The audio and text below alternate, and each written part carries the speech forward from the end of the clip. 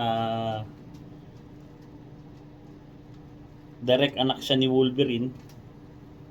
Tsaka ni Laura is a big winner today.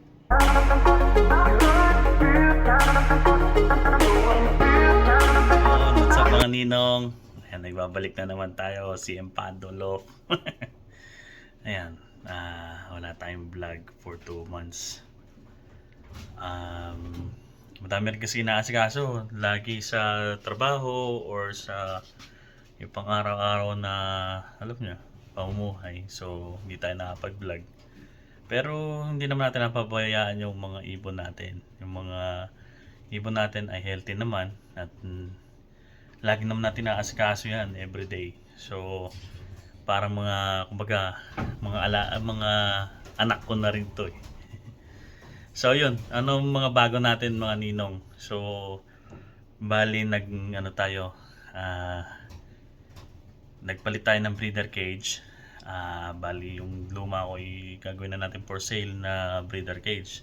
Tapos may bago tayong breeder, ipapakita ko sa inyo. Napakaganda nung breeder natin na yon. Ano to? Direct Ganus. So di natin papatagalin to.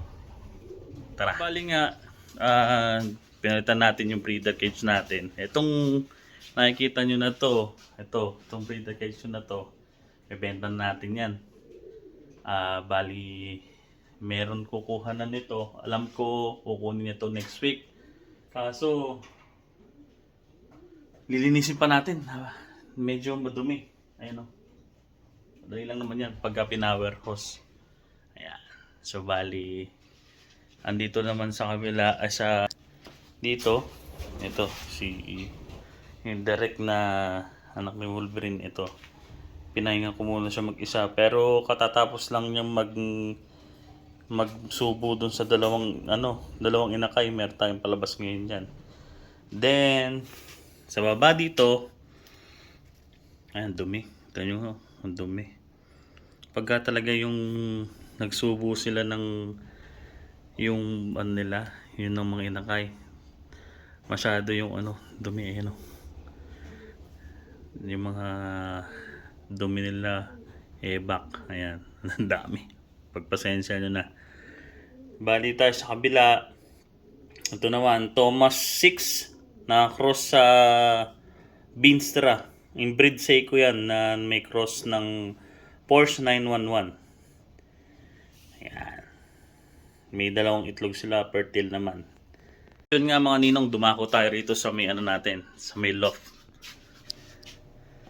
Ayan. Ito yung natin. Lock natin ngayon. Ito yung cock section. Grabe. Alam nyo bang mga ninong, kung napapansin nyo sa video ko, ito. Ayan. Hen yan eh. Namisa yan. Ayun nilagyan ko yan. Namisa na yan. Naiwalay ko na yung nasa win cage na. Andito na sa hen section na yung yung anak niyan. Tapos ayun nga. Ayun na yung cock na natin na iba na hindi ginagamit. Andito muna sila sa cock section. Then ito na yung bago natin ginawa sa may kulungan natin. Ito sa loft. May sa loob. Yan. Kung dati natatandaan yan, puro perch. Ang ginawa ko, habili tayo ng murang ganito. Yan, ito bago nating breederan, yung mga nakasalang na ngayon. Yan. Ito, yan. Ganda Ganda ng pagkakalagay ko dyan. Yan yung bago natin na mga breeder cage para dito na lang sa loob, para pagka nag-winter, hindi ganong malamig. Tsaka ito na yung mga bago natin mga painakay. Dami. Ayan yung anak nung ito yung anak ng nandito kanina sa may yung balikuko yung pakpak. Ayan, yun yung anak niya. Ang ganda. Inbreed Wolverine yun. Ayan yung mga bago natin mga painakay. Tsaka yung iba dyan, hen, yung mga ibang hen, andyan din. Ayan. Kung hindi ako nagkakamali, ito yung anak nung Derek Wolverine natin. Ayan. Checker na lumabas.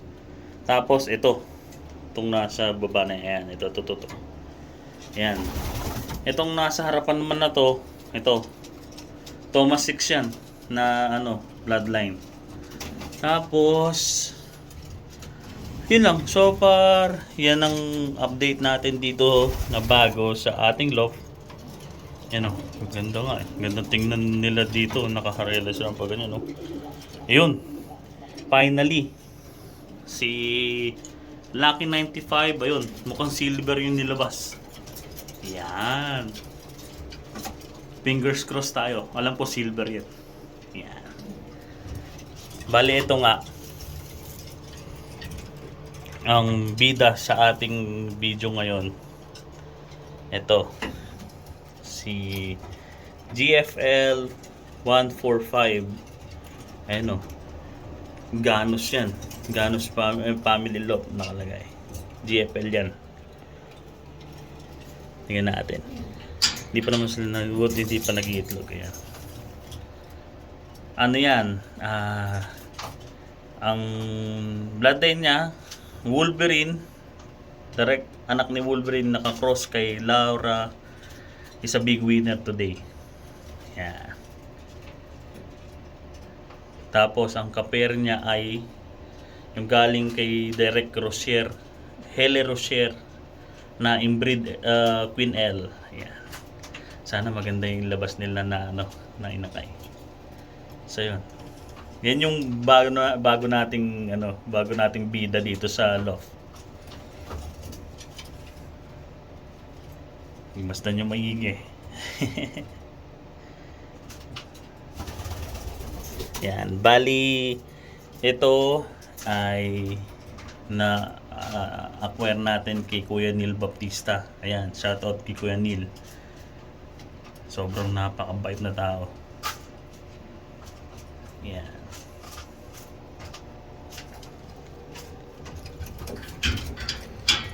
Tapos ito namang kabilang pares naman. Ito naman yung ginagawa kong bago na gagawin natin inbreed. Magtatayan. Bale ito kasi ay anak ni Legacy Blue ni Baldwin na nanalo to sa Blue Bucket. First drop yan. Yan. So ito ang isa sa tinitingnan natin na perspective na maganda. Sana ganda ang ilabas. Then sa kabila dito, inbreeding din tayo. Ito naman sa dalawa na to. Ito ay inbreed gazpacho gagawin natin ito. Inbreeding din to. Grandson ni gazpacho ni Philip Norman. Then itong babae ay anak niya naka-cross sa Baldwin. Lumipad na to sa BGR One Low Race ng 400 miles. Yan, sana maganda ang magiging pinalabas nila. So yun nga mga ninong, bali ito na yung hawak natin, yung breeder natin na sinasabi na napakaganda na galing sa isa nating mabuting kaibigan na si Kuya Neil Baptista. Ang bloodline nito ay Wolverine naka-cross kay Laura, is a big winner today. Ang ring number niya ay GFL 145. Yeah. Anak direct anak siya ni Wolverine tsaka ni Laura, is a big winner today. Yeah. Yung pakpak niya. Yung pek-pek.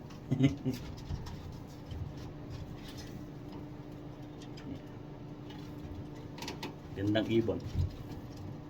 Hindi ko na i-stress masyado dahil kasi nagbi-breed na yan.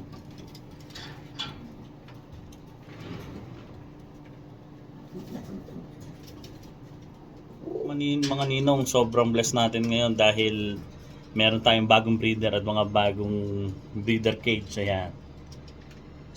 Sana'y patuloy nyo pa rin yung suportahan maski kahit 2 months ako hindi nag-vlog.